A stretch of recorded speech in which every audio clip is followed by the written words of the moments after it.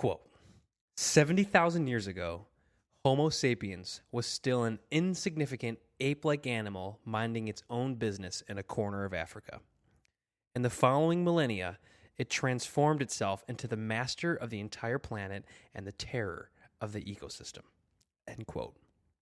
Back then, there were at least 4 human species hunting, gathering, raising families. Neanderthals, Denisovans, Homo floresiensis, something like that. And since then, we've exterminated all of them. They're all gone. Which sucks. And we've built roads, dams, skyscrapers, internet, spaceships. We fought worldwide wars, detonated nuclear bombs, landed on the moon, and enslaved every other animal on Earth. We used to live in trees and jungles, but now we live in nation states. We have schools, religions, technology, economies, podcasts about sweet books. So isn't it weird? Yes. That one previously insignificant ape now totally dominates planet Earth. That's weird. That's pretty weird. And Yes. that's what Yuval goes into here.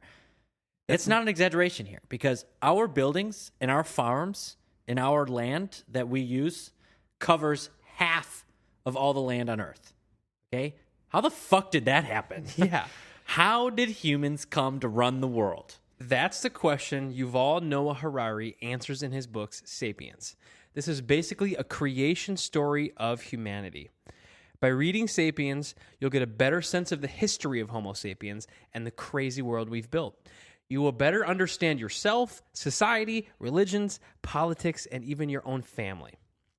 But to be honest, if you're going to write this book, you've got to be a little bit of a weirdo, and Yuval definitely fits the bill. Weirdo in a good way. In a good way. Meditates for 2 hours a day. Yes. And because that's not enough, month-long silent meditation retreat every year. He really does a good job of focusing on the biggest picture. Like, he's the biggest picture thinker you can only imagine. somebody who doesn't talk for months at a time can think at this level. He's connecting topics in a more understandable and mind-blowing way than almost any other author, any book we've ever read. That's why you've probably heard of this book. That's why we're opening our podcast with this book. And it's one of the best books we've ever read. We wrote down here in the outline, Yuval's YouTube game is fire, and JD commented, like, invented fire levels of fire. Okay, we're going to get to inventing fire in a minute, but yeah. Anyways, so JD and I ourselves spent a long time reading, understanding, distilling, and arguing, only like brothers can argue, by the way, about this book so that we could give you a tight, interesting summary of Yuval's perspective on world history. Tight. So every sentence, it's tight because Yuval, every sentence in his book taught us something about what it is to be human in this new world that humans have created. So that's why we spent all this time digging in and trying to tighten up our outline. Because after you've understood Yuval's perspective, your eyes are going to open just a little bit more for the rest of your life. You see our world through different eyes. Clearer lens. What happened in our world that allowed an insignificant species of ape growing up in a little corner of Africa called Homo sapiens?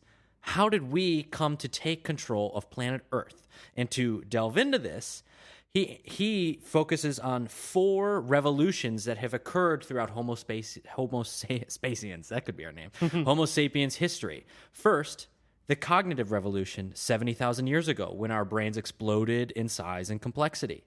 The agricultural revolution 10,000 years ago when we increased our calories per unit of land. We're going to dig into that. Scientific revolution 500 years ago when we invented all our new superpowers. Technological superpowers, yeah. And the industrial revolution in the last 200 years where we didn't need to use muscle power to get shit done anymore. But we're going to back it up a little bit further to get started. 6 million years ago is when our human story started to really get interesting. In the jungle, in Africa 6 million years ago, there was an actual ape mother who had 2 daughters. These daughters were living and breathing apes. Okay? One became the ancestor, one of these daughters became the ancestor to all chimpanzees and bonobos, and the other daughter is the common ancestor for every Homo species individual who ever existed. 6 million years ago, we were sibs, okay? with chimps and bonobos. That's not that long. Pretty crazy. So what did our ancestors do differently than their sister ape? This book is the story of our ape mother's descendants. Sapiens, A Brief History of Humankind by Yuval Noah Harari. Thank you, Yuval. Thank you, Yuval. Let's dig in. So, how did we go from apes living in the savannah to masters of the world? Part 1, Cognitive Revolution. Chapter 1, An Animal of No Significance. So what happened to those two ape daughters? Bet you can guess what the chimp grandma did. Invent fire? Nope, stayed in the jungle, okay? Kept chimping, okay? But over the last few million years, the jungle's been receding, the African climate was drying up, and the plains were expanding. So our Homo sapiens ape grandmother stood up to see a little further and walked out onto those plains. Metaphorically speaking, quote, on a hike in East Africa 2 million years ago, you might well have encountered a familiar cast of characters. Anxious mothers cuddling their babies, and clutches of carefree children playing in the mud. Temperamental youths chafing against the dictates of society, and weary elders who just wanted to be left in peace. Chest-thumping machos trying to impress the local beauty, and wise old matriarchs who had already seen it all. These archaic humans loved, played, formed close friendships, and competed for status and power. But so did chimpanzees, baboons, and elephants. There was nothing special about humans, end quote. What made us us? Here's two big forces that have been acting on Homo sapiens for the last 6 million years. The first one here, our species of ape started walking on 2 feet. Better to scan the savannah and look for danger. Also, we can start hunting more efficiently by running down large animals. Wedding, running long distances. We couldn't catch an antelope in a sprint, but we could catch them after a marathon when the antelope just couldn't run anymore. So I'm sure you've heard this one before, but you probably haven't heard that some people even think we used to just jog around looking for carcasses and cracking open big bones with big rocks, eating the marrow, okay? So that was our lifestyle, okay? What do? I run around looking for carcasses. Well, Lovely lifestyle. There's lots out there. But either way, we are definitely the best marathon runners in the animal kingdom. Very unique, right? What did that do to our bodies, Andrew? Well, once you start walking on 2 feet, hips get a little bit narrower, better to run with. But something was also happening at the same time. When our hips got narrower, our brains were getting bigger. Doubling in volume. We're talking taking one brain and add another brain of size in just a few million years. That is like Mach 2 in evolutionary speed, right? So what happens when your hips get narrower and your brains get bigger? Your baby's got to be born sooner, okay?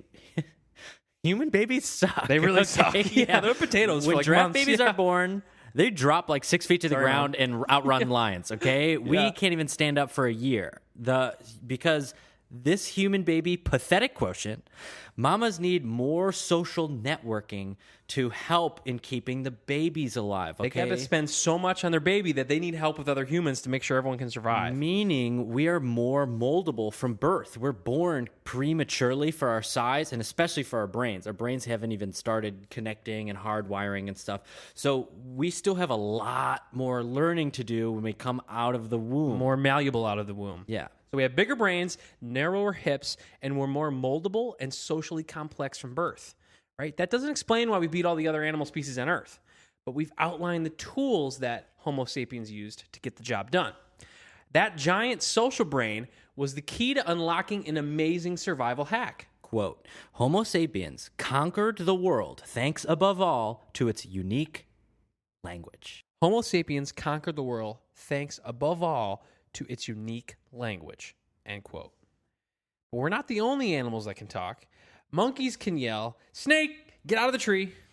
They can yell, eagle, get in the tree. Isn't that crazy? They have 2 different words. They can tell you where to go because where's the thing's most likely going to eat you, okay? Yeah. Bees even dance to each other about the locations of flowers. Think about that. Their brains are smaller than my pinky toenails, and they can dance to each other about locations of flowers, okay? So a lot of other animals can talk, but things we can do that no other animal can is connect ideas and talk about things that aren't even right in front of us. We invented complex and abstract language. How, Andrew, did we invent complex language? Well, Jay, there's some competing theories. Okay, so first, in a joint lecture with Yuval on YouTube, historian Jared Diamond refers to the anatomical change in vocal cords. Chimps can't speak because they don't have vocal control that we have. But Yuval, in that lecture, comes back and says, yeah, vocal anatomy is important, but, quote, a parrot can say everything the Pope can, but it doesn't mean the parrot is smart. Love that he used the Nice, Pope. Yuval. Yeah, it Could was have picked a good one. anyone. Yeah. So that's kind of the first theory here is maybe evolution favored ancient humans who could communicate information about the world to each other. Organizing a mammoth cliff hunt by saying, all right, you guys are going to go over there, you guys are going to run, and we're going to run that mammoth off the cliff. Think about that. That's actually what we used to do, is you kind of have to plan people, this location, this specific time, and, under these contingencies, we're going to act this plan out, and we could get thousands of pounds of meat after. Very exciting. Yeah. They found big mammoth graveyards under cliffs. That's pretty cool to think about.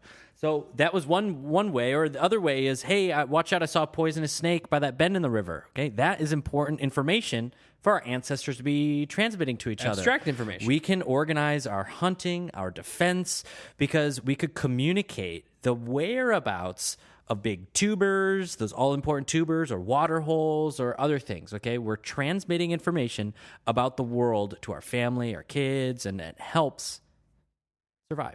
But that may not cover it. And the second theory is what Yuval talks about in his book, Sapiens. Okay, maybe the more interesting theory for why we invented language is so that we could talk about each other. About each other. Yeah.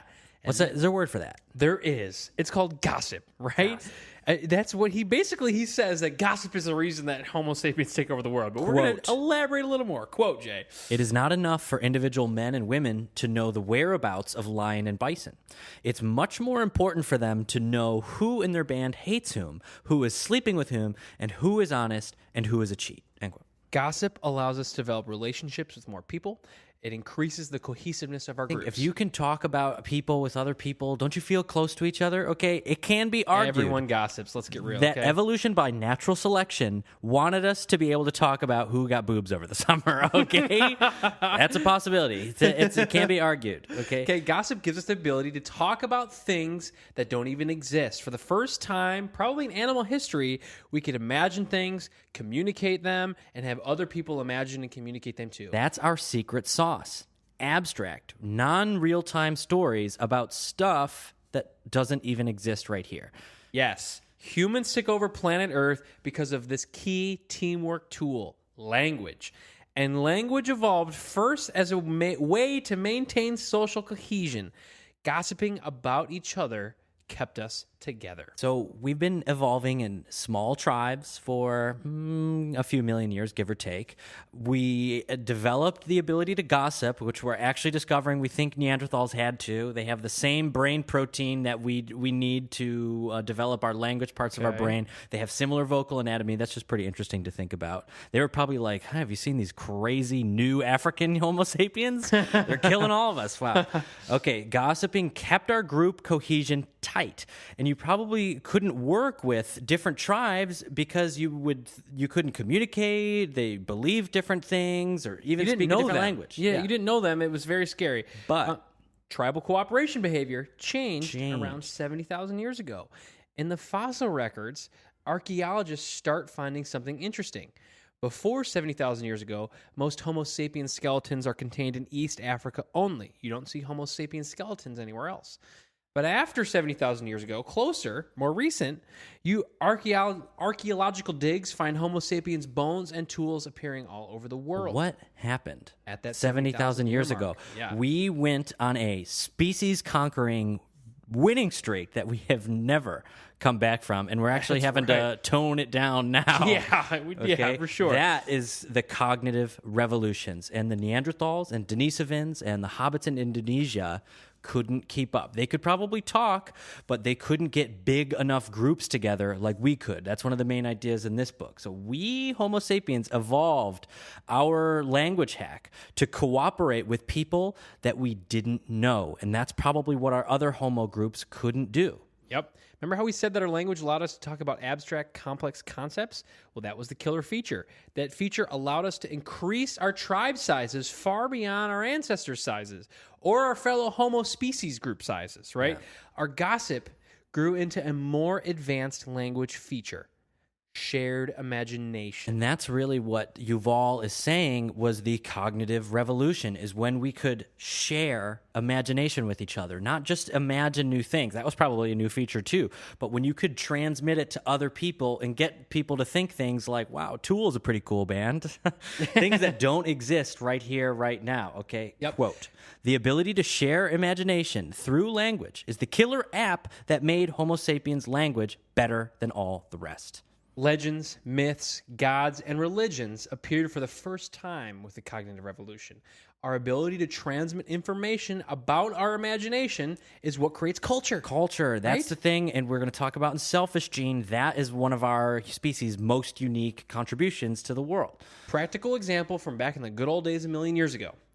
If you know someone intimately, let's kind of bring this back down to earth, right? If you know someone intimately in your tribe that you grew up with your whole life, you know that they don't want to kill you. Yes.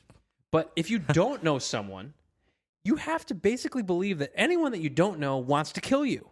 With that type of reality, you should be ready to kill everyone you don't know all the time. That's not going to be very good for evolution, right? But with a society who has shared imagination, they all believe in the same stories. Now, if you see someone else, even though you don't know them, that you might be able to tell they believe the same things you do.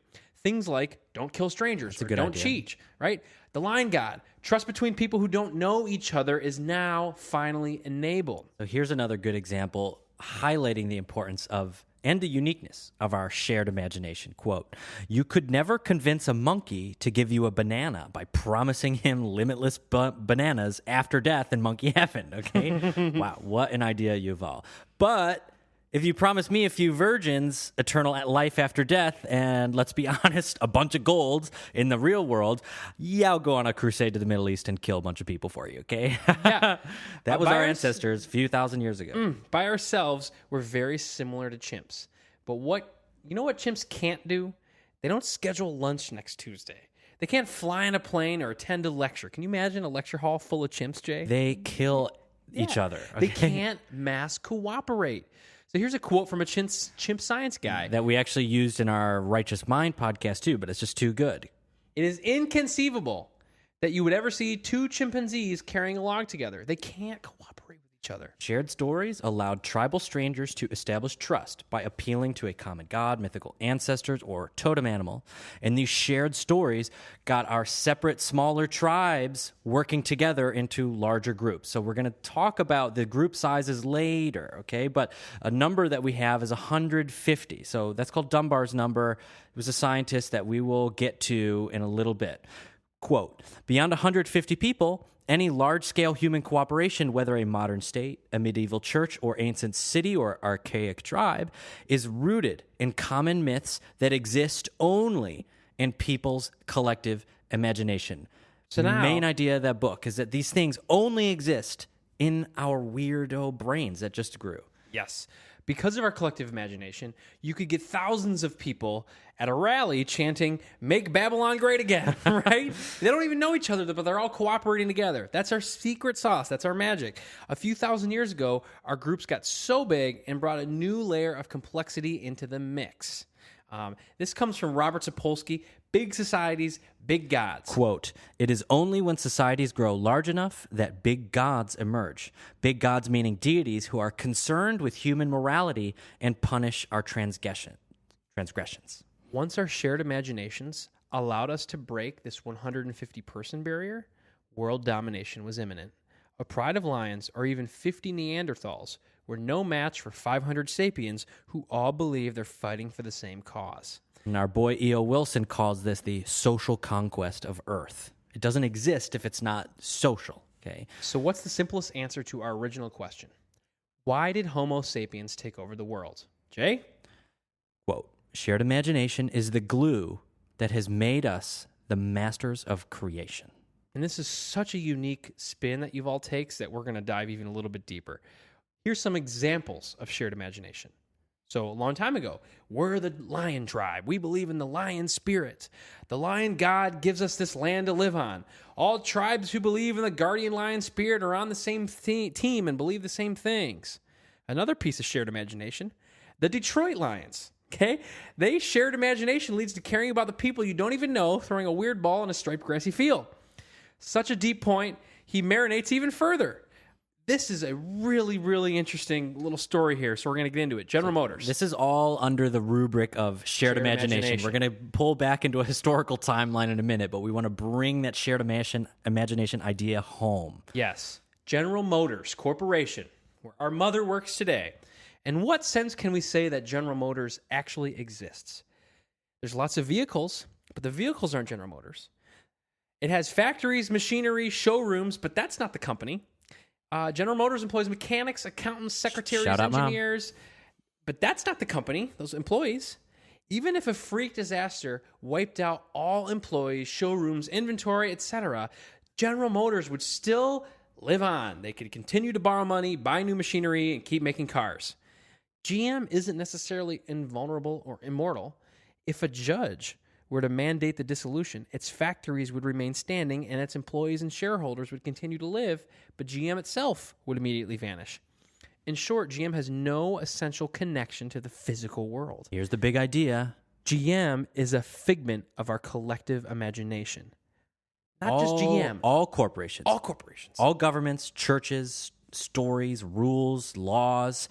Lawyers call this legal fiction, okay? It's really a fiction, but if you dress it up in enough words and enough brains agree with it, it turns kind of real. But it's not a physical object. It doesn't exist except on paper and legal with entity. with the little squibbly lines we put on papers. Okay, it can open bank accounts. It can buy property taxes, and it can buy property and pay taxes. GM is a particular type of legal fiction called a limited liability company. In the U.S., we call this a corporation, right? How was GM created then exactly? This is only comes from a guy that meditates years. 2 hours a day. Okay, yeah, quote. In much the same way that priests and sorcerers have created gods and demons through history, telling stories and convincing people to believe them. And here's one about Catholicism. Quote, if a Catholic priest dressed in sacred garments said the right words at the right moment, hocus corpus meum, Latin for this is my body, then hocus pocus, the bread turned into Christ's flesh.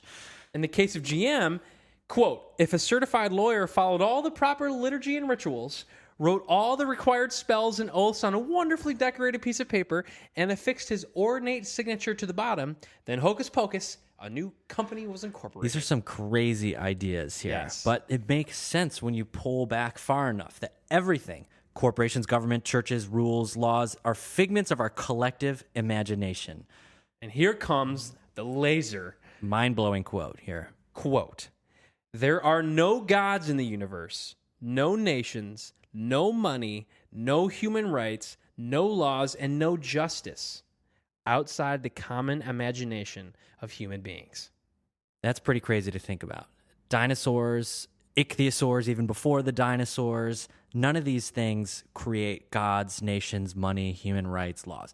Only when our species grows these big enough brains that we could communicate shared imagination stuff together can these ideas be created. So what are we talking about, Jay? For a second here, did we just say that nothing exists outside of our imagination? We did. Now here's a response from the OG Albus Dumbledore after Harry died and asked him that very question. Quote, just because it's in your head, Harry, why does that mean that it is not real? End quote. Yeah, this stuff is in our heads, in our culture, and it permeates every part of our existence today. Yes. Okay, we're going to slow down for a second. We just decided nothing was real. I thought this was a book on the human history, right? I thought we were talking about humans spreading across the planet. What did we just get into, Jay?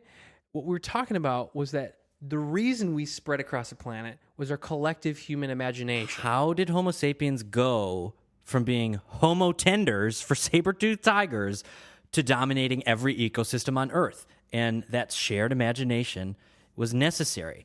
6 million years ago, our early ape ancestors stood up, walked out of the jungle, and onto the plains.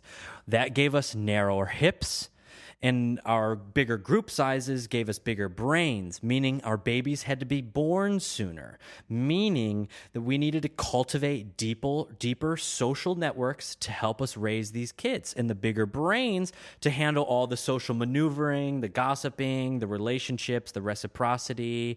That gossipy language enabled our better teamwork because we could talk about things not in this moment, share information about things far away, and cooperate with our shared imagination. The stories we told ourselves gave us bigger teams, and those big teams took over every ecosystem on Earth. And now we're going to enter the historical timeline, okay? Time for battle. Up until 70,000 years ago, our cousins, the Neanderthals, were living on the Sinai Peninsula. You know that little spot in Africa? That's kind of the only land route out of Africa. And you see our bones and tools right up to the edge, but not any further.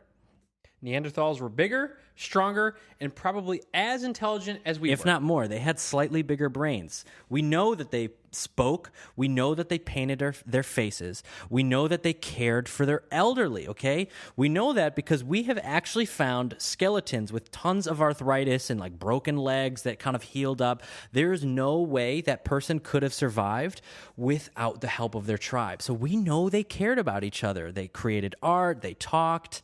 But starting 70,000 years ago, that's the magic number here, after the cognitive revolution, when the Homo sapiens separate tribes started working together, not only did we beat the Neanderthals on the Sinai Peninsula and in the Middle East, we just kept on beating every tribe that we came across, okay? We drove the Neanderthals, the Denisovans, and the other weird Homo species into extinction. Okay, 50 Neanderthals. Which sucks. Not a good thing, but it's what happened. It's what happened. It's what happened. 50 Neanderthals were no match for 500 sapiens fighting together. We had long-distance trade networks. Neanderthals didn't. If a Homo sapien invented a sweet new bow, that invention would spread a lot faster. We're going to talk about that more. That's kind of cultural evolution in Joseph Heinrich's book, but that was a major point to come home, is if you invented a new hand axe or a new way to make sharp rocks, that way could spread across the entire species, where if maybe Neanderthals didn't quite have those long-distance trade networks, so the good ideas couldn't spread. Bottom line, we killed everyone else. Before we got busy with them, sometimes our ancestors, to quote the Flight of the Conchords, quote, put down their weapons and picked up a woman. Or possibly used our weapons and picked up a woman Genghis Khan style, right? So either way, all non-Africans have a little Neanderthal DNA, okay? We had sex with Neanderthals, and those people that were born continued in the gene pool until today. I mean, 2 or 3%, that's pretty nuts. That means they were actually really genetically close to us, that's where the tragedy comes from. Interbreeding multiple Homo species. Yeah, okay. Asians have Denisovan DNA. That's kind of a very similar to Neanderthals. We just discovered them like not even 10 years ago, okay? But these are facts. Somewhere back then, we have an ancestor from a different evolutionary line, which is pretty crazy, and provides an interesting point that our heritage is not like a tree. You know, you hear the evolutionary tree where things kind of grow off and branch off in different directions. Actually, what we're learning is that it's more apt to talk about it like almost like a bush, okay, or a vine separates, comes back together. We aren't an entirely different species than the Neanderthals, okay? And think of how different it would be today if we had other Homo species on our planet still. That would be so different. Only Yuval's mind is interesting enough to actually go here, but he even asks, would the book of Genesis say Neanderthals came from Adam and Eve? Whoa. Yeah. Think about it. Would the Declaration of Independence declare that humans of any species, Homo species, are all created equal? I don't know. We've gotten used to being the only ones around, but that wasn't always the case. So 70,000 years ago, everything in the world changed. And one previously insignificant species of ape went on a 70,000-year domination spree, becoming the most successful and deadliest species in the annals of biology. Since then, we've been totally undefeated in the conquering of everything, everywhere. How long would it take us to spread to cover the whole world? Some interesting math here. It only took us 2,000 years to go from the tip of Alaska to Tierra del Fuego. Think about that. That's like 7,000 miles, 2,000 years. That's it.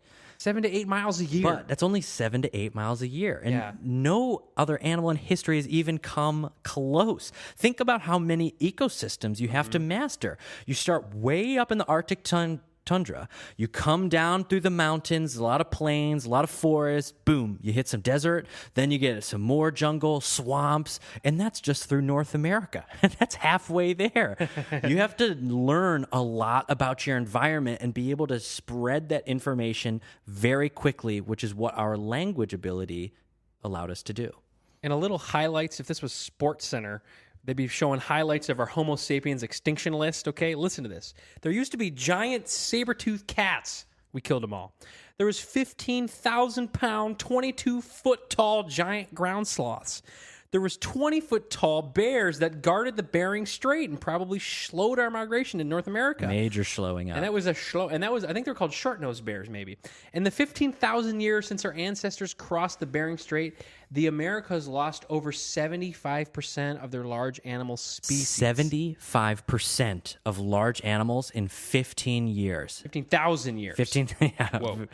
Australia lost 95% of their large animals. Okay, quote, among the world's large creatures, the only survivors of the human flood will be the humans themselves and the farmyard animals that serve as galley slaves on Noah's Ark, end quote. Another great quote by Yuval. So whenever you think you're out in untouched nature, know that your ancestors shredded that ecosystem long ago, or otherwise you'd be seeing a lot more animals, okay? So how did we kill all these animals? Well, during this time, we invented a lot of new things. Boats, oil lamps, bows and arrows.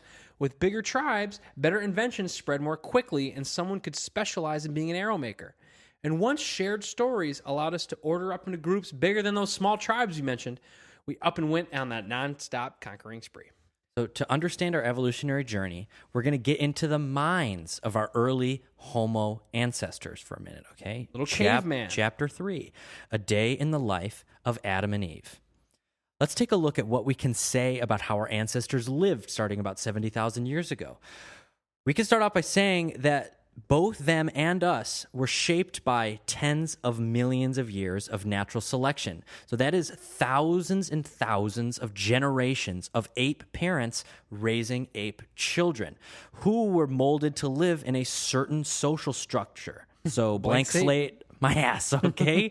We have a human nature, and it affects how we eat, how we have sex, how we make friends, and how we work for promotions today. And that was E.O. Wilson's big idea in the 70s that we mentioned in the Righteous Mind podcast. And we wrote in here, so JD and I were recording this in this huge metal construction known as a skyscraper. We're 400 feet up in the air looking over Chicago, but our DNA still thinks we're on that savanna. That's a major point of this book. It doesn't matter where the hell you live, what kind of society, your DNA is still used to being on the savanna. Why do you think we're all so fat? Okay? This is how cavemen ate. If you find a tree full of figs and you're a caveman, you are going to chow down every single fig you possibly can past the point of where you're almost going to puke, okay? Because the baboons are coming to get it too. Exactly. Now, that same urge affects us when we open the kitchen cabinets and grab a sleeve of Fig Newtons. Same fig, same eating style, okay? Yep. All right, let's get into a little more behavior. For starters, about what it was like to be a Homo sapiens is that we aren't at the top of the food chain, okay? We weren't. We used to not be. Yeah, we're 120 pounds, a weak-ass, toothless, clawless little bitch, okay? Until 70,000 years ago, we were eaten by big cats. We could be eaten by larger apes. There are snakes, bears. All these things could kill us and eat us, okay? Why do you think we're scared all the time? And grizzlies, they're chill AF. Yeah. Right? Yeah. Grizzlies don't get scared of things Neither as do easily silverback because gorillas. nothing can eat them, okay? Quote, having recently been on the underdogs of the savannah, we are full of fears and anxieties over our position, which makes us doubly cruel and dangerous, end quote. It changes our whole psychology. We're scared all the time. We're nervous about things that we don't need to now that we're at the top of the food chain. Grizzlies ain't nervous. Let's look at how we have sex. The general consensus from scientists is that we're monogamish, mostly pair bonded, but lots of screwing on the side. So that's actually rare among our ape cousins. Chimps and bonobos fuck around, and then the mom raises the kid without the dad. Apes, they are gorillas. There's just one alpha gorilla, and he's just got a harem of other girls. But natural selection wanted us to experiment with lots of different ways of raising kids, and we've mostly settled on kind of a pair bonding thing. But even today, we have different human tribes that do really different things. We're going to get into it. Early hominins, they had love as well, but options were severely limited. There's only a couple of girls in your tribe you can marry, so choose carefully. Approach even more carefully. Even as recent as the 1200s, okay, Genghis Khan got his wife, and most of the people in his area got their wife by bowing down the wife's family, stealing their horses, and stealing the girl along with. Okay? It's a little bit easier, Jay. Fortunately, we can just go to happy hour and talk to girls instead, okay? Yeah, you can get good deals. Bow down her parents, Yeah. all right? Whoa. You can have a couple beers for only like $10, $15 too. Talking about Cupid's arrow, by the way. Nice, okay?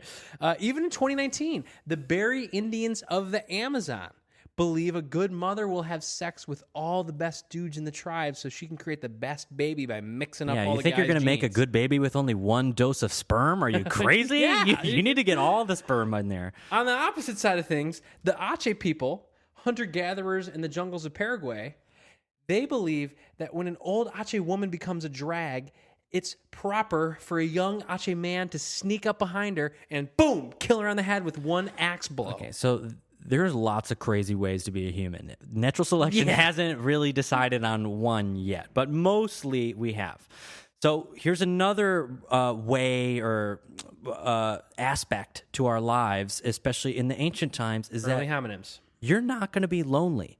You're always going to have people around. You might not always be with that big group of 150. You might split off occasionally, but chances are you're going to split off with your family, maybe another one or two families. You're going to be surrounded by people all the time. And you worked only a couple hours a day finding food, nothing crazy, but you're still kind of busting your ass out there digging up tubers. You don't have private property. And that's a big one, okay? Look at all the shit you have around you. You're driving in your car, you're listening on your headphones. This is yours, this is his, this is mine, this is the company's, this is my dad's, this is whatever. Everything is yours or mine or his or what. Our ancestors didn't have anything that they owned. You can't carry anything but like a hand axe and maybe a bladder full of water, okay? Sometime recently, we got addicted to shit. Probably invented bags and tool belts. Think of how cool you would have been if you had a tool belt in your tribe and someone else didn't. Like, oh yeah, I get to carry my rocks on my belt. Look at me. I got all these cool tools in my tool belt, right? Yeah, for sure, yeah. What about food? Well, from this book and some others, it's safe to say that men spent as much time talking about how good they are at hunting as actually hunting. And right? if you know men, you know that's true. Okay. Mostly we were gathering. We got termites to find, berries to find, those tubers I keep talking about, which probably like potatoes or whatever. Not potatoes in Africa, but so that means you had to know the environment super well. All your brain power is concentrated on understanding the seasons, growth cycles, the way things look when there's a tasty fruit growing there. Always studying and learning new things. Everything in our environment would have been interesting to us, and you were always studying and learning new things from your elders, from your group mates. That's a pretty crazy different way to experience life that we don't dig into as much now, which might be part of the problem with all the depression that we have. Okay, Think of how little we know about plants now. We've replaced know that nothing. knowledge of plants with knowledge of Excel and PowerPoint. it's way more boring. Back then, we probably didn't have to work that hard either. Scientists think maybe 30 hours a week took care of everything that we needed. So we were hunting, but probably not as much as we would like to think, because it seems cool, but chances are we were only bringing in big game like every once in a while or something, but not too often. Let me tell you what. If I was in a tribe and we were hunting, think of what that would be like. I bet my tribe we'd be painting our faces. We'd have a little pre-hunt dance. We'd be high-fiving, getting all jacked up. Makes them realize how deep teamwork and athletics are ingrained in our human behavior. Whoever gets the mammoth does the dab. Oh, yeah, that's right. Where does all that competition and aggression in our psyches get transferred to these days when war is less imminent? Ever been to a sporting event? Ever been to a college football game? Okay, if you hunted down a mammoth, you better believe you'd be doing some sort of touchdown celebration. Oh, yeah. We got chants, all sorts of good stuff. Yeah. And so here's another crazy early hominin experience. Imagine how crazy it was for if you're a tribe and you're kind of going along and you come across another tribe and they are keeping fire in their village. Are you crazy? That shit gets out of control and kills everything it touches. Okay. By 300,000 years ago, our ancestors, Homo erectus and Neanderthals, and our early ancestors, Sapiens, they were all having bonfires. So that's pretty crazy, is that we can actually attach a date to it. Think about that. Pretty recent, I believe. And think about the first people that had to convince the other tribal elders, like, no, you know that shit that gets really hot and burns everything it touches? I think we should keep that close and use it. Like, are you nuts? No, get that shit out of here. But he's like, no, it keeps us warm. It helps us survive colder temperatures so we can move further north. It helps us to digest our food. You know, all that raw protein, those enzymes, my enzymes are having trouble breaking that down. But I think cooking could kind of be like an external stomach that could operate a more chemical... It changes the chemical nature. I'm sure of that's what they were the thinking, proteins. Jay. Yeah, I don't know if they're thinking chemical stomachs. That's exactly okay? what they were thinking. Yeah, okay. It might be interesting to think that our ancestors may have set fire to entire forests to turn them into grasslands and collect all the barbecued animals and nuts. That's an interesting way to hunt. So scientists think that there is a connection between the amount of calories we could digest and the size of our brains. Because our brains, this little 2-pound chunk of jelly up here, uses 20% of our energy. So cooking was the only way that we could we could eat enough calories to power these little engines up here, okay? Because if you think about how much chimps have to chew on all those leaves, there's not a lot of calories there. Cooking allowed us to ingest enough calories to get our super social, super gossipy, shared imagination brains online. Pretty crazy. Pretty crazy. That was our tour of pre-70,000 year hominin experiences, and it was dead on. Mm-hmm.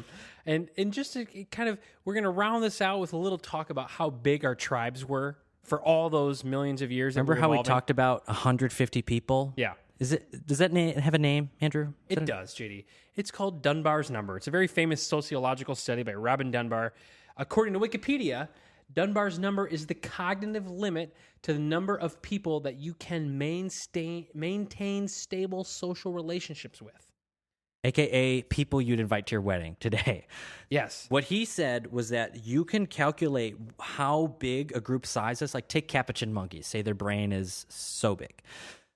He was able to estimate how big their groups were based on the complexity of their brains. Like, they can only remember so many people and so many personalities and relationships and stuff, given how big their brain was. So given our brain size, he estimated that we lived in groups of about 150, and that's kind of been borne out in the data that we look at. Data that we look at. Lost. These prehistorical sapiens tribes were held together by one thing: stable personal relationships, where you know everybody and you know how everybody relates to everybody else, and you need a big brain to do that. So what can we say about our mental life? Unfortunately, not as much as we would like to. So here's how we would think about our old religions. We were probably animistic, thinking that spirits interacted with the world. And we're still animistic. So that's a pretty good guess. We definitely had lots of hierarchy, because we find that some bodies were buried with thousands of beads and sweet teeth and bones and all sorts of jewelry and stuff. And that's a pretty good clue that that person was a chief and pretty important. Were we more violent? It's tough to say, but it seems so. everything changed 10,000 years ago. Everything we've been talking about was like, the last few tens of thousands of years. 6 million years ago, we were all ape species. 70,000 years ago, we started dominating planet Earth, and that's what we've covered so far. But now, and that was the cognitive revolution. That really when we talked about how humans took over the world. Now we've taken over the world, and we're getting into part 2, the agricultural revolution. That begins 10,000 years ago. For basically our entire evolutionary history, our ancestors gathered a bunch of different plants and animals. But now that we've taken over the world, it's getting harder and harder to hunt. The land is full of tribes everywhere.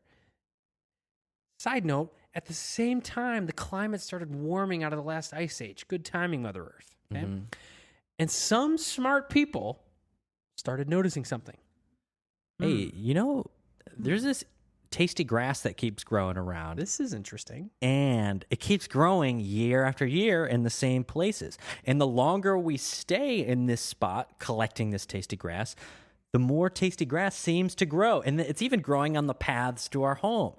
And if we spread this tasty grass out a bit more, it's going to grow there too. And we can eat the grass. And let's call this grass grain. How about that? Nice. And you can imagine the first few tribes in Turkey and Iraq discussing it. Well, why don't we just stay here for a while? Maybe we could build our dream house, right? This grass is good. Let's eat it again. It'll be back next summer. We don't need to keep moving everywhere. Yeah. We can just protect this field of grass. And for the first time in our history, we created permanent villages. And that allowed our birth rates to skyrocket. Because, how I mentioned the amount of calories we could take in to power our brains? Well, this tasty grass increases our calorie per acre by 300%, okay? If the name of the evolutionary game is turning resources into offspring, okay? That's what evolution does. And we unlocked 3 times more calories right next to a nest that we could fortify, okay? Evolutionary checkmate. That's right, baby. Boom, we got it. So Yuval consistently makes the point here that when you look at it, the agricultural revolution, while it allowed us to get more calories per acre, it may have been a net negative for Homo sapiens. That was one of the crazy ideas as individuals. That covers this quite a bit. Now, instead of roaming our territory, hunting and gathering, we're stuck doing the same repetitive, backbreaking work day after day, year after year. Here's an interesting metaphor. He says it's almost like wheat domesticated us. So now we're not climbing trees and running around and studying plant growth and stuff. That stuff sounds awesome, okay? Now we're digging in the ground because wheat doesn't like stones. So we're breaking our backs, moving stones out of the fields. We're crawling around on our hands and knees, pulling out other non-tasty grass kind of plants because wheat doesn't want to compete with that. We build fences, dig irrigation ditches, and even stand guard over the fields. Only Yuval the meditator would spin it around and show how humans were domesticated by wheat. But he does do that, right? And he even mentions our bodies weren't designed to do this. Studies of ancient skeletons show the transition to farming, bringing about tons of injuries like slip discs, arthritis, and hernias. So do you want more reasons this grass sucks? Because we're hitting you with them, okay? This grain isn't nutritious. There's no vitamins, no minerals, no protein, and no fat. The seed doesn't even want to be digested by us. It wants to grow in the ground. It doesn't want to be in our stomach. The grass didn't give us economic security either. So in our gathering days, if one area goes barren or the disease spreads or one food source fails, you just go find another. You got plenty to choose from. But now we're growing one food source, and that makes it really vulnerable to fungus or locusts or drought. And it doesn't make us any less violent, this grass. Early farmers were at least as violent as hunter-gatherers. If you worked your ass off all year and stockpiled food, well, now you're just a big target, and you can't give it up. The field is everything you have. You'll probably fight to the death.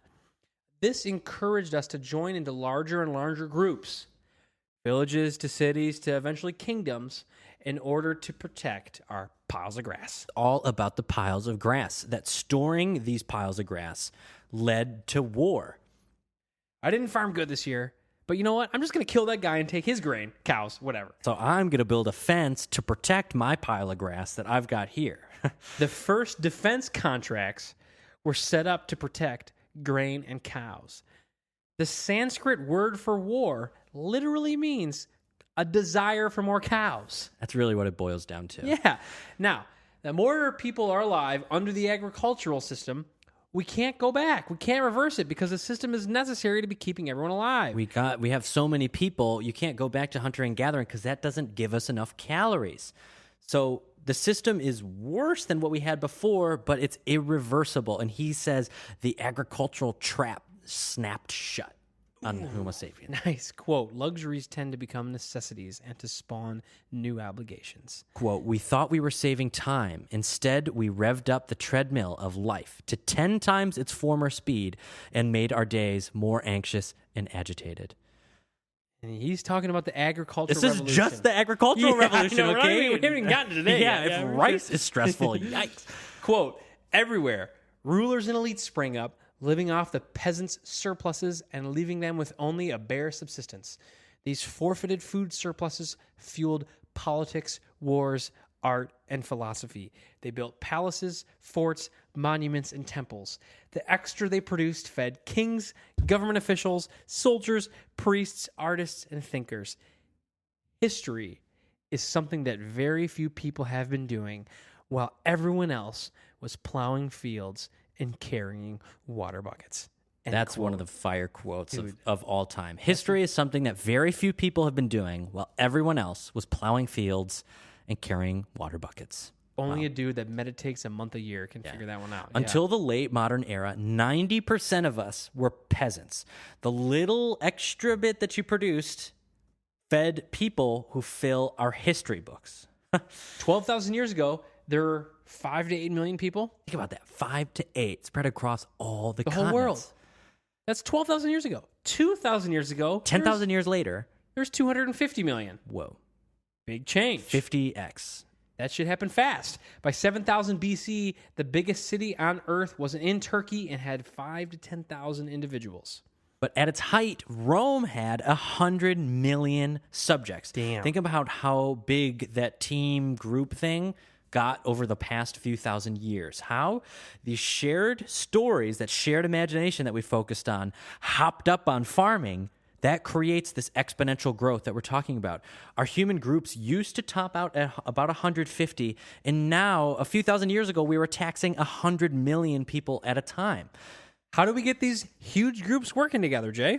Quote, when the agricultural revolution opened opportunities for the creation of crowded cities and mighty empires, people invented stories about great gods, motherlands, and joint stock companies to provide the needed social links.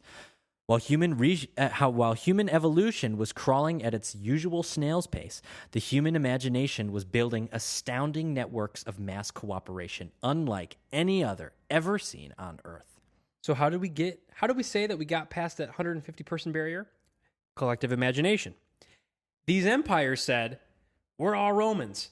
The Roman Empire was an imagined order, a collectively imagined order. Quote, the social norms that sustained them were based neither on ingrained instincts nor on personal acquaintances, but rather on a belief in shared myths, end quote. So we're going to take a look at two of the best known imagined order myths in history. Oh, this is fantastic shit right here, okay? Both made so much better because they were both in 1776. But first, we're going to talk about 1776 BC with your boy Hammurabi and his code. Okay? Hammurabi. Relating it to the United States Declaration of Independence published in 76 AD. Each served as a cooperation manual for Babylonians and Americans, respectively. Literally, an eye for an eye and a broken bone for a broken bone. That was how the Code of Hammurabi worked. If you kill a high-status woman, your daughter gets killed. But if you kill a slave woman, just toss the guy a few shekels. And where did Hammurabi derive the power to enforce his code? Quote, Hammurabi's code asserts that Babylonian social order is rooted in universal and eternal principles of justice dictated by the gods. Doesn't that sound like our God-given rights? So Sure does. Hammurabi did it first. Different God, same idea. Quote, we hold these truths to be self-evident that all men are created equal, that they are endowed by their Creator with certain unalienable rights, that among these are life, liberty, and the pursuit of happiness. Babylonians think people are unequal. Americans with a few added amendments we might add, Very important amendments. think people are inherently equal. Now here, Harari makes a very interesting point. Quote, in fact, they are both wrong. Hammurabi and the American founding fathers alike imagined a reality governed by universal and immutable principles of justice. Yet the only place where such universal principles exist is in the fertile imagination of sapiens and in the myths they invent and tell one another. These principles have no objective validity. There's that shared imagination idea. These things don't exist except in our brains. Quote, we believe in a particular order, not because it is objectively true, but because believing in it enables us to cooperate effectively and forge a better society. Groups got big because we all started telling the same stories. But the bigger the group, the harder it is to keep the story straight, right? For example, how are you supposed to keep all those 100 million Romans telling the same stories? More importantly, how are you going to track taxes on all those Romans? So our human technology upgraded, and we're going to head back to the historical timeline. Enter Sumeria, okay? Our brains Good stuff from Samaria. are designed to hold information about tubers, about individuals, about, who's doing that and who's going off hunting where, but we can't store all the information for running these huge imagined orders like Christianity or capitalism or democracy. So that's why we're going to go back to this major technological update in Sumeria, which is southern Iraq, 5,000 years ago. Let's paint a picture, okay? It's sunny, it's grassy, it's the dawn of the first world civilization. Whoa. The ancient Sumerian towns got so big that they couldn't track all the information needed to tax their citizens. So, quote, some unknown Sumerian geniuses invented a system for storing and processing information outside of their brains. This data processing system is called Writing. Writing allowed more knowledge to transfer from generation to generation. Now we can listen to and obey the rules of people we'd never met. Writing lengthened our societal memories and crystallized the best stories, orders, and scripts. Writing was able to transfer scripts in a more lossless manner. So you have a more accurate spread of this information. So before we've been talking about this information only existing in our heads, and now it exists in squiggly lines on paper that you can pass around and have accurate copies of. So how did we create these mass cooperation networks taxing all these thousands and thousands of people against our biological coding? Because we're not really evolved to live in these big groups.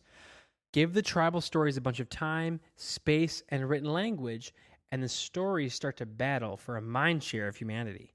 And the best stories take all. The best stories take all by getting coded into specific scripts. Hammurabi's Code, the Ten Commandments, the Magna Carta, all were attempts to imagine a new order and devise new behavioral scripts for people to follow. We're using a coding term here. Scripts are often called rules, laws, beliefs, customs, rituals, etc. What we mean by the best stories is like this information is what were the best ways that our groups could get big and organized and effective at cooperating, and that is what ended up spreading.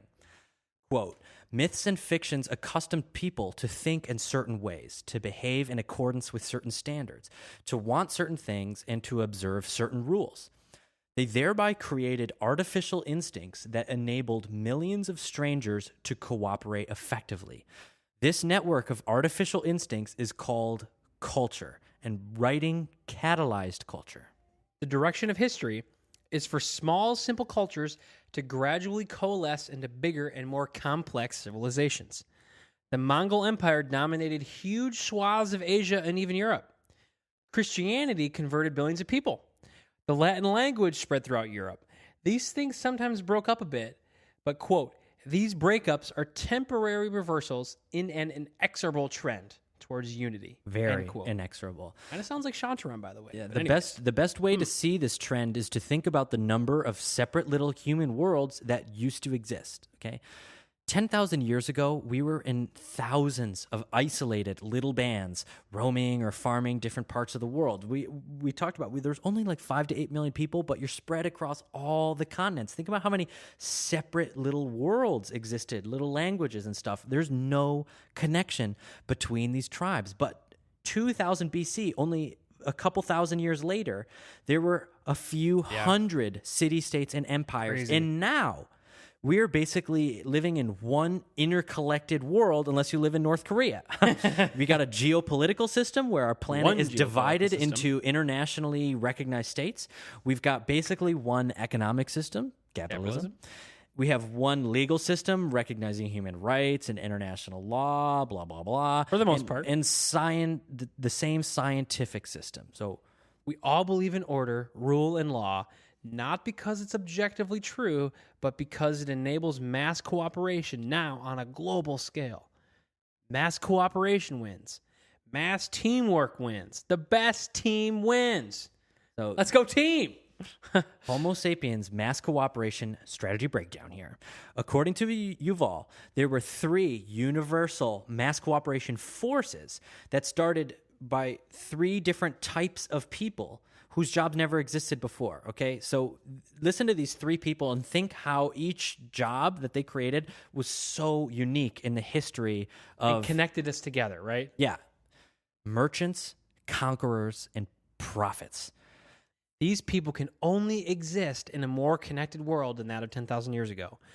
They created 3 categories of shared stories that combined to shape a global sapiens network by rapidly scaling Homo sapiens cooperation. So these 3 things right here, these are the 3 mass cooperation forces that just sucked us all into bigger and bigger, us into more one connected world. groups. Money, empire, religion. Merchants, conquerors, prophets. And this kind of makes sense when you ask yourself, what teams, what groups are most important to you? Your company, where you make money, is probably one.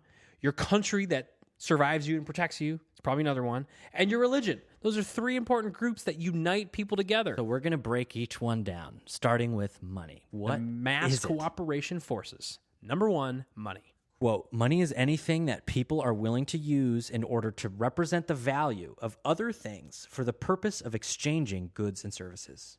An economy of favors and obligations doesn't work when large numbers of strangers try to cooperate. How many onions is this goat worth, right? Money enables better mass cooperation, better mass teamwork. The real insight here is that money wasn't an object. It is an intersubjective reality that exists in our shared imagination. I'm sure that argument worked. Not a thing. Yeah, that's what the bankers back then were saying. Money is not a thing. It's a belief in a value of a thing. Quote, trust is the raw material of money. Money works not because it's valuable to you inherently, but because you can reliably trust that everyone else wants it and will take it from you. Trust. It's all about trust. Different examples of primitive money. A long time ago, cavemen were using seashells as money, gold ingots as money, cattle, skins, salt, grain, beads, cloth, cigarettes. People who don't believe in the same God are perfectly fine using the same type of money. And here's another classic Yuvalism. He points out that Osama bin Laden hated America, but loved American dollars. That's a crazy way to think about it. Today, just to give you guys a sense, there are 60 trillion total dollars in the world. That's how much dollars is out there. But only 6 trillion is actually on paper. That's 1/10 of the whole world that actually exists in an object. The rest is digital. And by the way, you think Bitcoin's going to be a big deal? So all you accountants out there, shout out mom and dad, take pride because the first written document in human history was a receipt for grass. The first written document is an expense report, okay? I can't believe that. That's so crazy. Where religion asks us to believe in something, money asks us to believe that other people believe in something. Money is the most universal and efficient system of mutual trust ever devised. And it is a great mass cooperation force for humanity. So that was number 1. Number 2, we're moving on to empire. Almost everybody in the 21st century descends from an empire because in the last 10,000 years, those hundreds of thousands of separate little cultures and worlds coalesced into a handful of massive empires. When you take those pre-agricultural tribes and you give them a lot more food and a lot more people, and their stories and myths could grow and animate entire empires. Story of empires is simple but effective. Our team conquers shit, adds more people to our team, and conquers more shit. If your team doesn't do that, your team about to get conquered. Okay? That's Pretty simple. That's empire. Here are some examples. We got Assyrian Empire, Babylonian Empire, Ottoman Empire, Muslim caliphates, Roman Empire, Chinese dynasties, Genghis Khan and his little private old thing, Mongol Empire, British Empire. All these empires had uniting stories, standardized money, and they were really, really good at conquering shit. And all this only started a few thousand years ago, excuse me. Stories of empires and their conquests are what fill our history books. So money enabled trade that united the world, and empire enabled tribes to be swallowed up into larger and larger groups. Now that we've covered those two hot topics, let's cool things down with a breezy, non-controversial talk on the topic of religion, Yuval's third mass cooperation force. What the hell is religion? Quote, a system of human norms and values that is founded on a belief in a superhuman order. And why is religion so effective at uniting people, Jay? Quote, religions assert that our laws are ordained by an absolute and supreme authority. Much of ancient mythology is in fact a legal contract in which humans promise everlasting devotion to gods in exchange for mastery over plants and animals, which the first chapters of the book of Genesis are a prime example. Hey, God, can you help us grow this grass? We'll do whatever you want. Hour a week? Okay, we can do that. We can do that, yeah. If you're going to help us grow the grass, yeah. We can do we're- a dance too for some rain if you want. But for most of history, religions were exclusive and local. They didn't grow or unite anyone outside the immediate tribe. Hey, you can't join. This is our religion. This is just for us, right? But it all changed. A few religions, you probably heard of these, have embodied universal and missionary principles and united the world like few other forces. First of all, Christianity. That's a major basis of Christianity, is that you better go out and make other people Christian too. That's that missionary impulse. And it's universal in the sense that you actually believe that everyone on the world should be Christian. That was really new in religion. Usually it was like, no, we're the lions. Like, you can't be the lion tribe too. But now everybody should be Christian, and your job as a Christian should be to convert more Christians. Some of the most consequential script writing ever occurred at 325 AD, the Council of Nicaea. These are when they decided the books that go in the Bible. Matthew, Mark, Luke, and John, they're in. Thomas, Judas, Billy Joe, they're out, right? That's when they've literally voted on what gets in the Bible and what gets out. And here's an interesting way of how they made Christianity universal and missionary, because when you come to Ireland, they've got a whole bunch of other deities that they like, and they got some girl named Bridget that they worship. Christianity got there, right? Yeah. Don't worry, if you're a priest, you're like, yeah, we got Bridget. We can put her in here. She can be Christian too. How about a saint? Okay, perfect. She's a saint. Now Ireland's patron saint is Saint Bridget. That's a good way to kind of enter that world. You can kind of soak up their religions by still keeping your religion the main one. Sometimes those universal and missionary impulses get a little bit out of hand. So here's some Yuval slam poetry. Hit him with this quote. Quote, on 23 August 1572, French Catholics who stressed the importance of good deeds attacked communities of French Protestants who highlighted God's love for humankind. In this attack, called the St. Bartholomew's Day Massacre, between 5,000 and 10,000 Protestants were slaughtered in less than 24 hours. When the Pope in Rome heard the news from France, he was so overcome by joy that he organized festive prayers to celebrate the occasion and commissioned a fresco of the massacre, which is currently off limits to Vatican visitors. I'd gander that fresco. Yeah, that would me be too, good. okay? That is so nuts. Islam is another universal and missionary religion because they believe everyone on the world should be Muslim, and as a job, it's their job as a Muslim to tell us about it. So the same way everybody today is descended from an empire, almost everybody today only comes from a handful of religious backgrounds. Think how different that is than what it used to be. 10,000 years ago, we probably had hundreds and thousands of deities and religions. And today, there's like a 90% chance you're a Muslim, Christian, Buddhist, or a Hindu. That's it. That's it. Universal and missionary religions have been swallowing up other religions for thousands of years. And those are the three mass cooperation forces that Yuval talks about a lot and that are super mind-blowing. So those are the jobs that never existed before.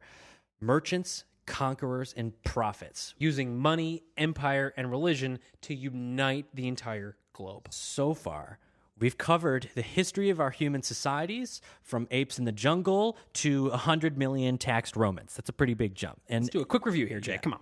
Cognitive revolution beginning 6 million years ago, but really about 70,000 years ago, when after our brains had already exploded in size and complexity, and we were able to use our special sauce, teamwork, because of that other special sauce, shared imagination. And from that, we dominated planet Earth over the last 70,000 years.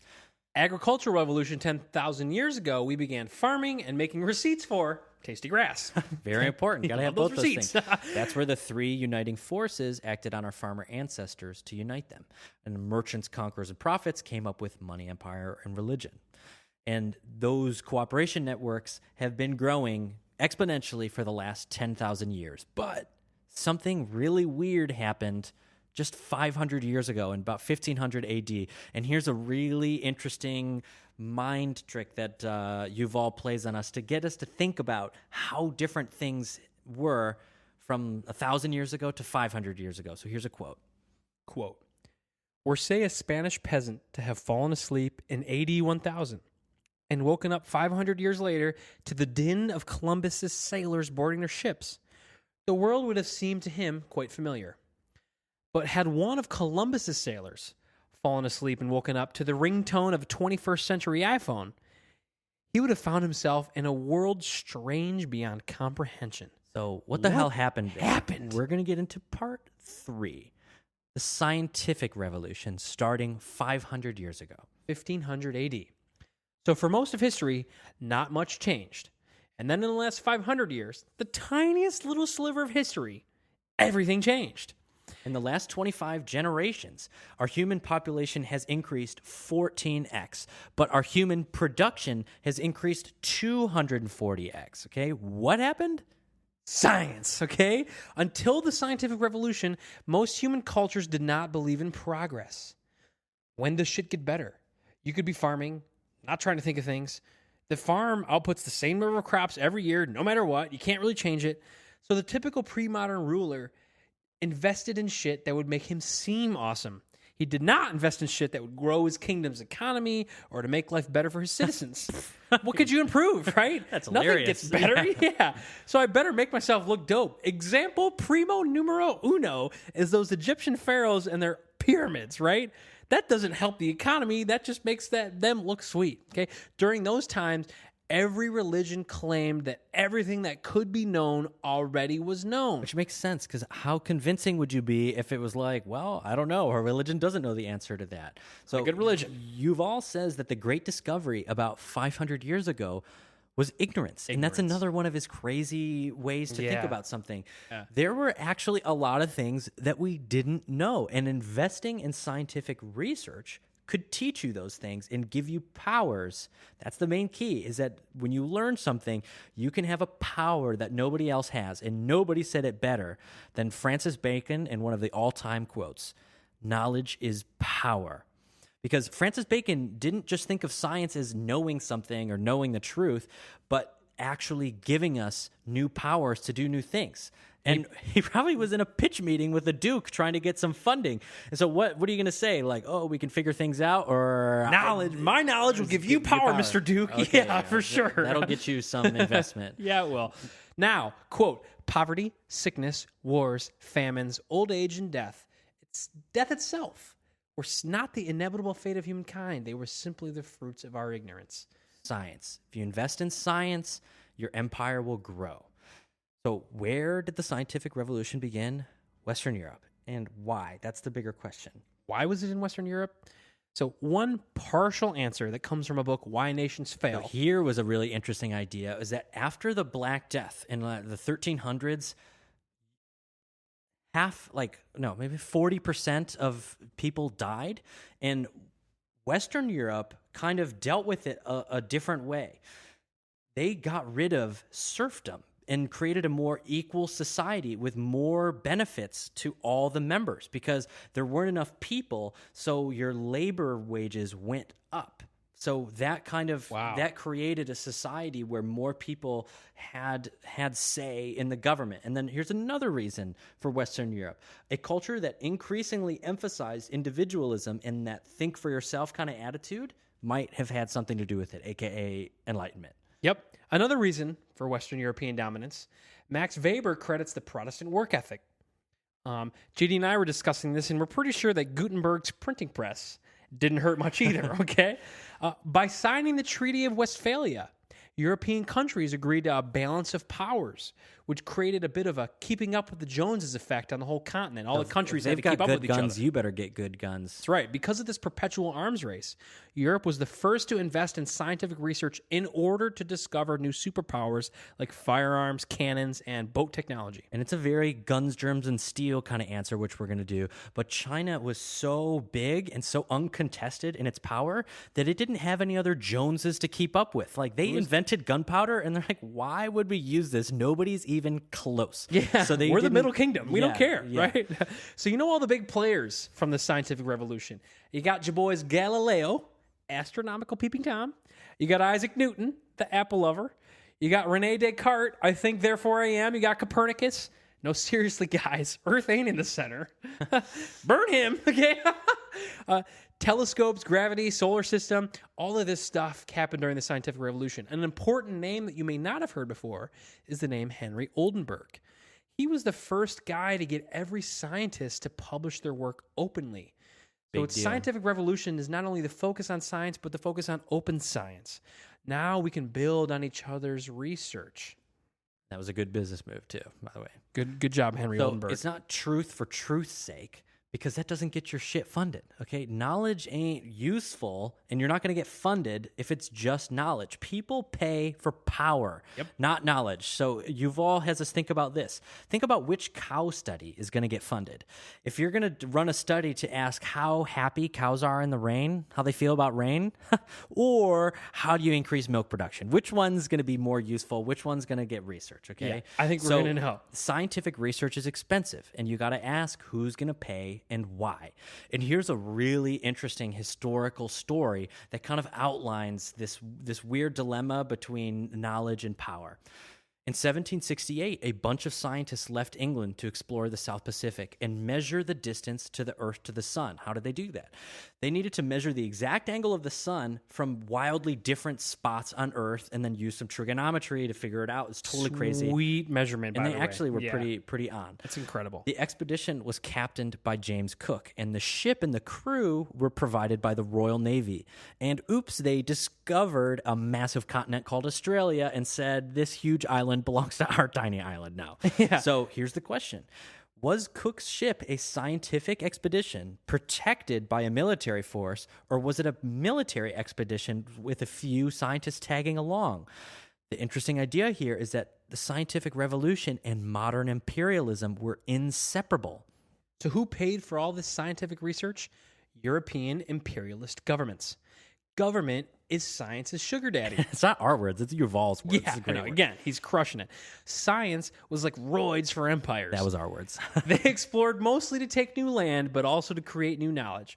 Back then, Asia owned 80% of global wealth. 80%. So it's not like they didn't have the resources to go and explore the world. They just didn't care. Yeah, I mentioned this a second ago, but China literally means Middle Kingdom.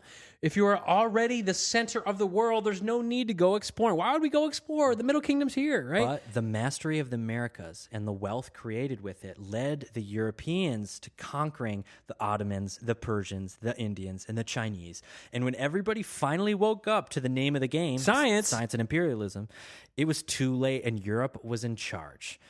So we have a sense for how and why these imperial powers funded the scientific revolution. But where did all this new wealth come from? The wealth that they invested in the science. They just didn't dig new gold out of the ground.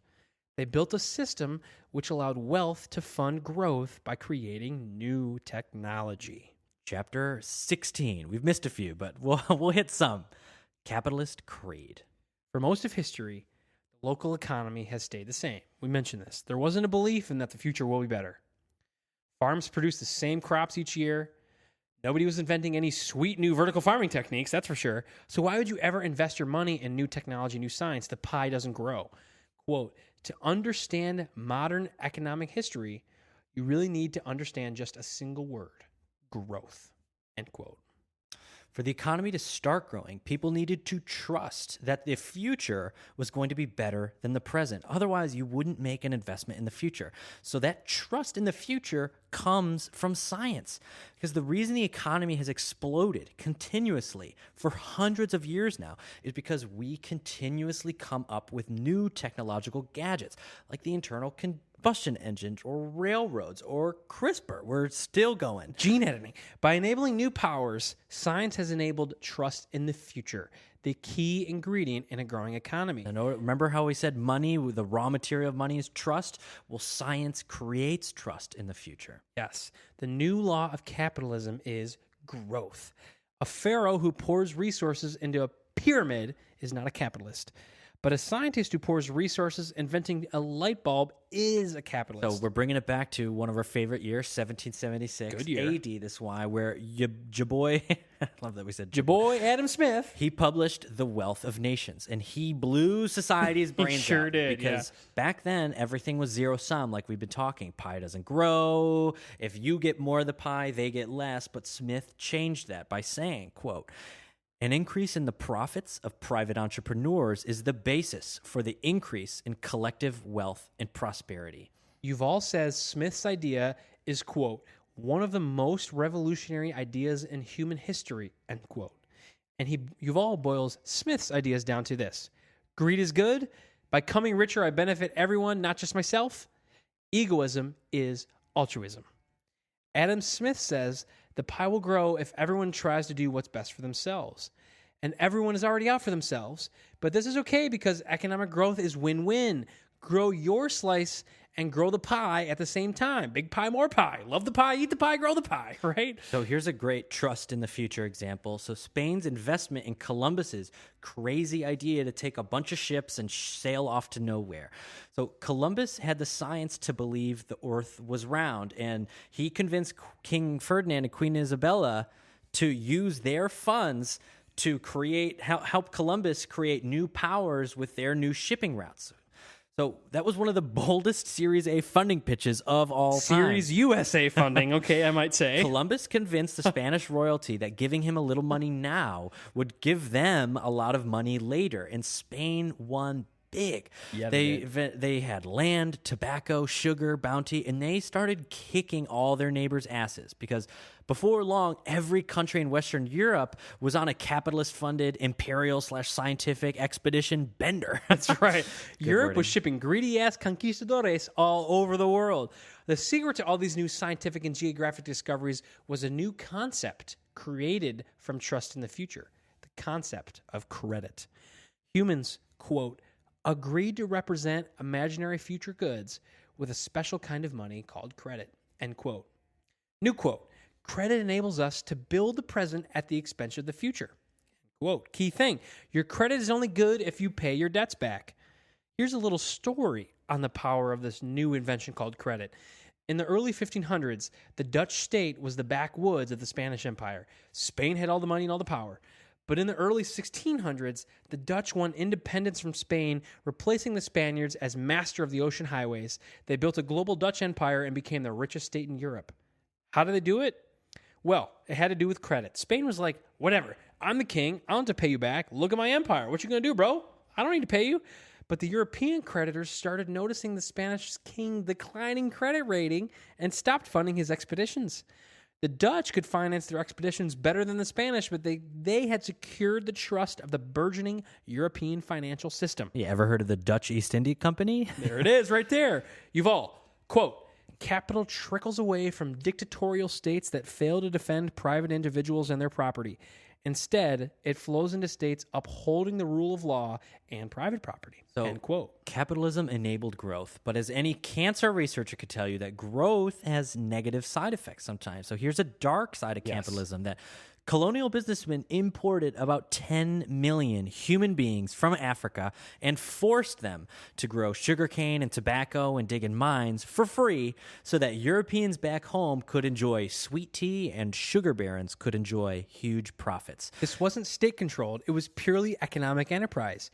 Private slave trading companies sold shares in the Amsterdam, London, and Paris stock exchanges. Imagine telling someone, hey, you should invest in this slave trading stock. It's really good.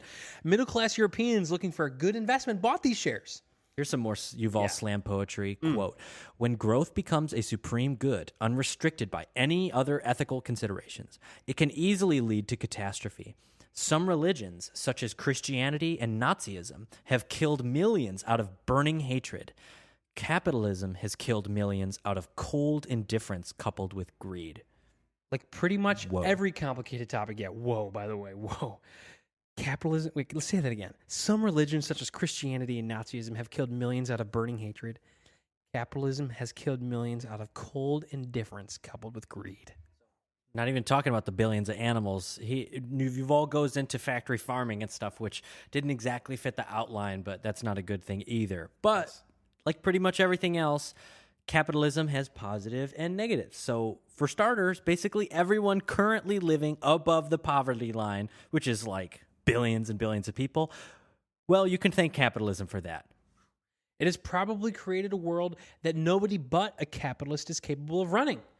Quote, the only other way we've tried it, communism, was, quote, so much worse in almost every conceivable way that nobody has had the stomach to try it again.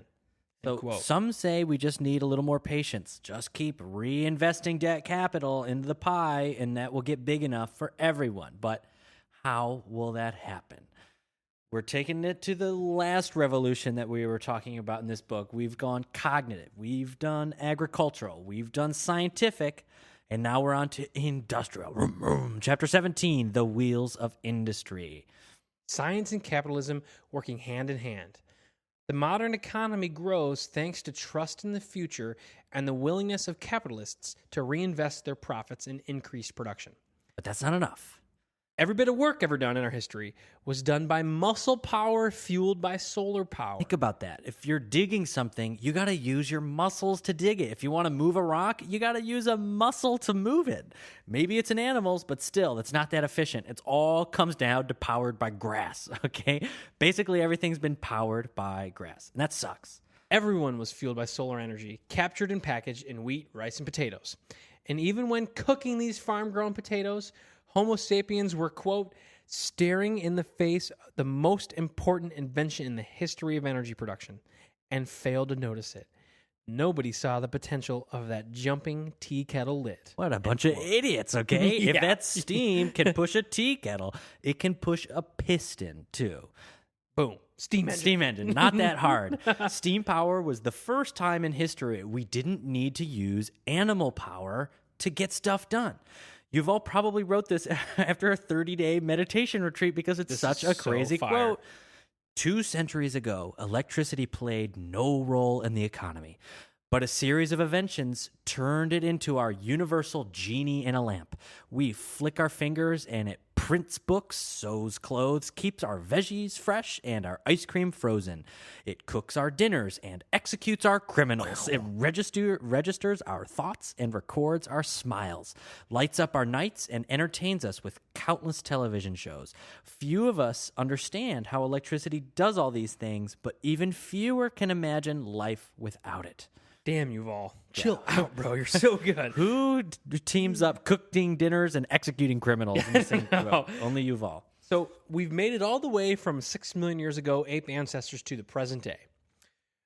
In the last section of this book, Yuval asks, is this current world really what we want? Think about that ape from 6 million years ago. Those 2 sisters, the one that was the ancestor of chimps and bonobos and the one that was ancestors of us. Would she be happy with the way things have gone? Should we want this current world that we've built? That's the whole end of this book, which is even crazier. Yeah, because you think it's about human history, but he takes it way into the future and like what, human future. This industrial mechanization led to, quote, the most momentous social revolution that ever befell humankind, the collapse of the family and the local community, and their replacement by the state and the market, end quote. Here's the crazy thing, is that back then, if you got sick or you wanted to build a house, you went to your family and your neighbors and you asked them for help, and they helped you. And then you helped them when they were sick or they wanted to build a house. But now, you go to someone you've never met before. Isn't that kind of weird? Yes, it is really weird. If you're sick, you go to some random person in some office that you've never been to, right? Before the Industrial Revolution, you spent basically all of your time with your family or neighbors. Your family was probably, they served as your employer, your farm, the workshop. Your family was also, quote, the welfare system, the health system, the education system, the construction industry, the trade union, the pension fund, the insurance company, the radio, the television, the newspapers, the bank, and even the police. All of those roles were taken up by your family. Now, the state and the market have replaced every single one of those roles. Think we called those systems. That's somebody else doing what your family and your neighbors used to do. The state and the market, they'll tell you this: marry whomever you desire without asking permission from your parents. Take up whatever job suits you, even if community elders disapprove. Live wherever you wish, even if you cannot make it every week to family dinner. You are no longer dependent on your family or your community. We, the state and the market, will take care of you instead. We will provide you food, shelter, education, health, welfare, and employment and protection. He makes it sound very 1984-ish. It does. This stuff comes at a cost. And here, Yuval offers a really great critique on what's going on right now. Quote, previously, bride and groom met in the family living room, and money passed from the hands of one father to another. Today, courting is done at bars and cafes, and money passes from the hands of lovers to waitresses. Yep, in our case, happy hours. Even more money is transferred to the bank accounts of fashion designers, gym managers, dietitians, cosmeticians, and plastic surgeons who help us arrive at the cafe looking as similar as possible to the market's ideal of beauty. The state and the market also supply our tribal bonds. For millions of years, we were members of small, intimate communities, but over the last 200 years, these small world communities withered and imagined communities filled the emotional vacuum. We are members of nation states, political parties, and consumer tribes. Think about this. 300 million people today can say we are members of the United States, okay? That couldn't happen before. Now we got Democrats and Republicans. We got Jeep owners doing their weird Jeep wave to each other, and we even have insane clown posse juggalos painting their faces and spraying Faygo everywhere. Quote, consumerism and nationalism work extra hours to make us imagine that millions of strangers belong to the same community as ourselves, that we all have a common past, common interests, and a common future. This isn't a lie, it's imagination. Nations and consumer tribes are intersubjective realities.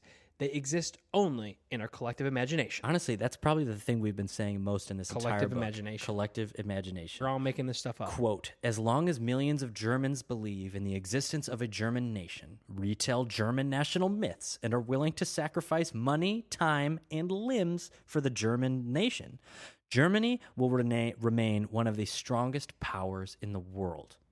Your loyalty lies where your needs are met. Used to be family and community, now it's states and markets. We can't even fathom how quickly everything is changing. But it's is just it all a few bad? 10,000 years. Yeah, but is this all bad, all these changes? In 2002, 740,000 people died of human violence. Not bad, not bad. Violence is down. Violence is down today, that's for sure. But 870,000. 870,000. They killed themselves, okay? That's not a good thing. Thanks, state and market. Yeah. Whoa. That brings us to chapter 18, and they lived happily ever after. Over the last 6 million years, our ancestors have witnessed a breathtaking series of revolutions. The earth has been united into a single ecological and historical sphere. That was the cognitive to the agricultural revolution. The economy has grown exponentially, and humankind today enjoys the kind of wealth that used to be the stuff of fairy tales. Science and the Industrial Revolution have given humankind superhuman powers and practically limitless energy. That was the scientific to industrial revolution. The social order has been completely transformed. 2008, by the way, marks the first time in history that more people lived in cities than not in cities. That's a big marker. 2008, more people in cities than outside of cities. First time ever. It's history actually crazy, kind of recent, but it's even crazy that it happens. Yuval asks a very important question to kind of tie off this whole book. Okay, all that stuff happened, but are we happier? Quote, was the late Neil Armstrong, whose footprint remains intact on the windless moon, happier than the nameless hunter-gatherer who 30,000 years ago left her handprint on a wall in Chauvet Cave? If not, what was the point of developing agriculture, cities, writing, coinage, empire, science, and industry? Humans seldom ask such questions, but these are the most important questions one can ask of history. Quote, if economic growth and self-reliance do not make people happier, what's the benefit of capitalism? How do you measure happiness? End How quote. crazy is it that he's even asking these questions? And I love how specific he is. Neil Armstrong on windless moon, her hand on this cave. That it's such a great, both people are the same and they might be equally happy. There's not all that much difference between the two of them. How do you measure happiness? Because here's the bottom line, is that your family and your community has way more impact on your happiness than money and health. So we're going to repeat this. Family and community over health and wealth. That means your relationships are more important than basically everything else in your world. Your brain doesn't care if it's living in a poop hut or a penthouse, okay? Because let me tell you, people live in both, and they can be just about as... You can be a lot happier in a poop hut than a penthouse. Yes, you can. You get a raise, and it feels great. Woo, got a raise. 2 weeks later, it's normal, and you don't notice it anymore, okay? That's facts.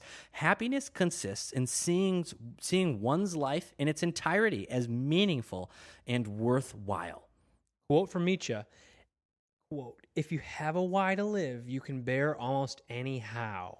So we're going to bring it to the end of Homo sapiens, and that's Chapter 20. Chapter 20. Here, he talks about bionic life, bionic limbs, genetic programming, and the AI singularity. His biggest concern for the future is that, quote, fundamental transformations in human consciousness and identity. Whoa.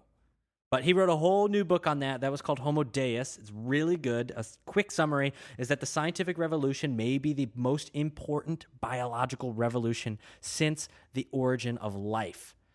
Whoa. And he also says here, quote, our inheritors will be godlike.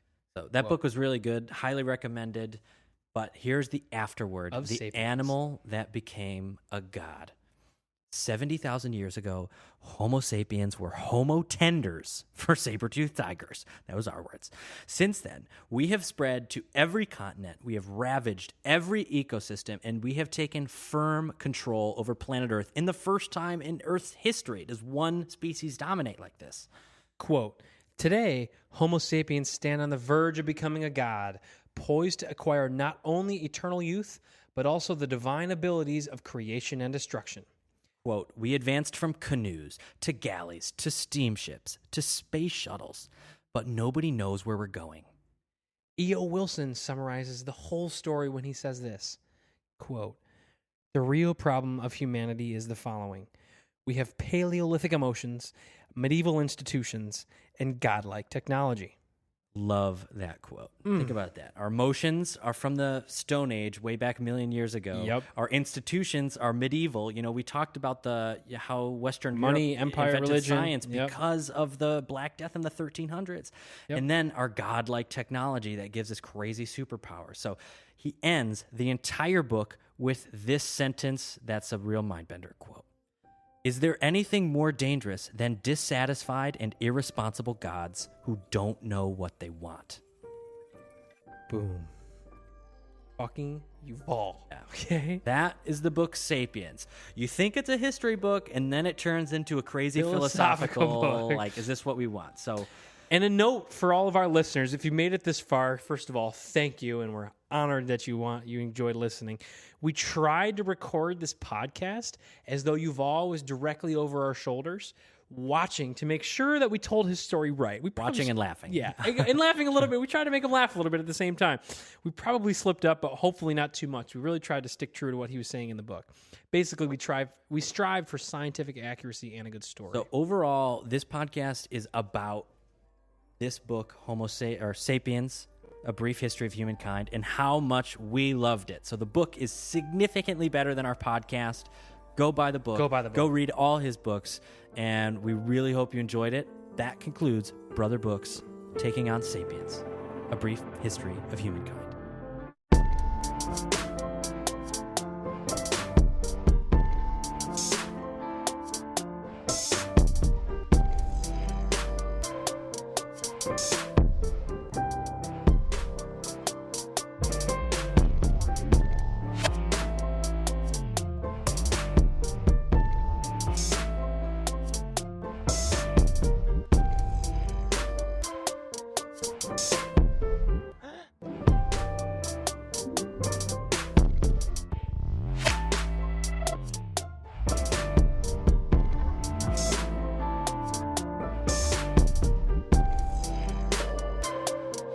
Bye.